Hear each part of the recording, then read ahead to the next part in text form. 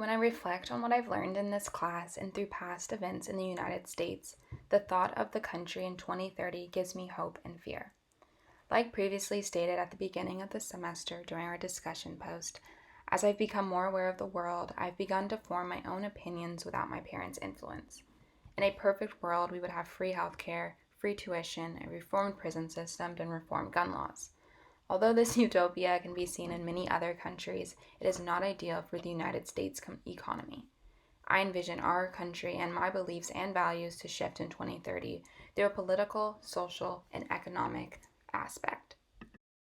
So the objective of this video is to just talk about what I envision for the United States from an economic, political, and social aspect.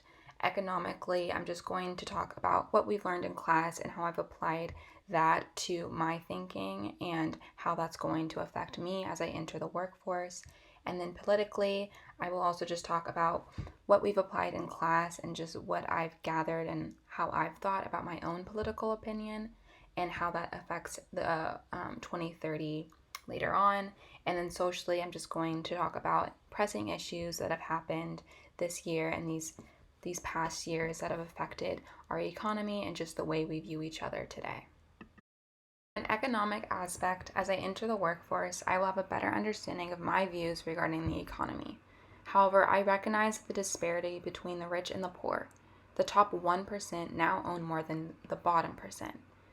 As a business student, I support businesses and entrepreneurs and predict that in 2030, the disparity between the rich and the poor will only increase due to technological developments and social media. Like discussed in class, Rene Girard's theory of the mimetic desire can be demonstrated through our economy today and what I envision our economy to be like in 2030. Our desires and perceptions of success is simply based on the desire to be that person. Social media has heightened the way we view success and has given us this illusion that success can come so quickly.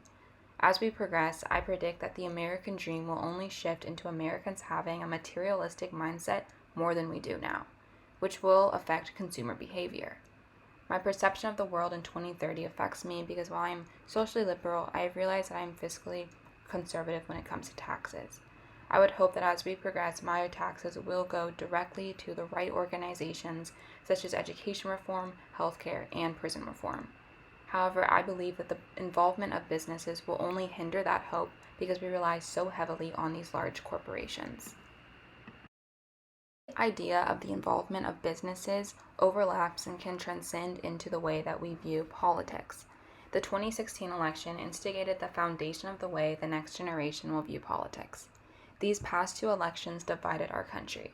We've become a polarized country and are no longer willing to listen to the other side. In 2030, I predict that we will continue to be polarized depending on who wins the next election. Through this class, I have a deeper understanding of how many political parties and beliefs overlap among the needs of each party. I've also formed a better understanding of how politicians have an effect on people of color and the economy. For our country to be united politically, we must understand that most of our needs are similar to each other. Since business corporations and entrepreneurs like Elon Musk have influence in the government, I envision future presidents to be business people rather than what we typically elect. Our country will only continue to move backwards if we elect politicians with such extreme and radical ideologies on both political parties that incite violence or pin each party against each other. As a Black woman, I am terrified as we become more divided, the next generation will grow up in a world with hate. While I believe the United States was already a racist country, these past elections have incited people to become more inclined to be openly racist and hateful among minorities. The thought of bringing a child into this country makes me fearful. I fear that my child will be judged or killed due to the color of their skin, or that their life could be taken away simply by going to school, or that the rights of their own bodies could be gone. The divide in this country only incites more violence and challenges for the next generation. However, I believe that these challenges can be stopped through our generation. While I agree my generation has a materialistic mindset, I am proud to be in a generation that continues to fight for what's right and questions the status quo. With social media, we can educate each other by bringing attention to issues around the world through Black Lives Matter protests, the protests going on in Iran, voter registration discrimination, and just encouraging voters to vote in general, women's reproductive rights, and other pressing issues that affect the world today. As we continue to question the status quo and politicians, we can form a united country, and I have hope for my prediction in 2030. Thank you.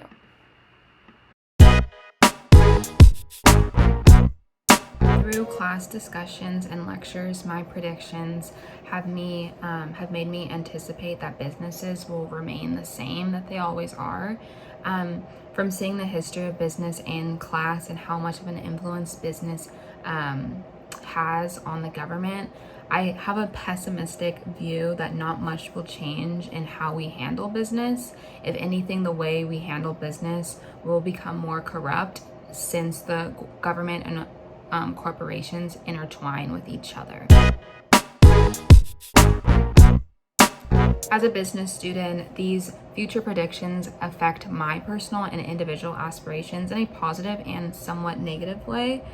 Positively, since I am a business major, marketing major, and I want to be working within business, financially, hopefully that has a positive advantage since business is constantly evolving and becoming more necessary since the post-industrial era.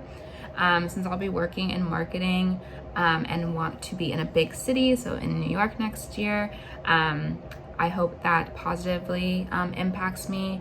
But I do want to also recognize just from class that businesses are a little bit corrupt, but that is just kind of how capitalism and like just the world kind of works within America. So I just am going to be wary of that, but I also want to have some sort of positive impact going into the business world.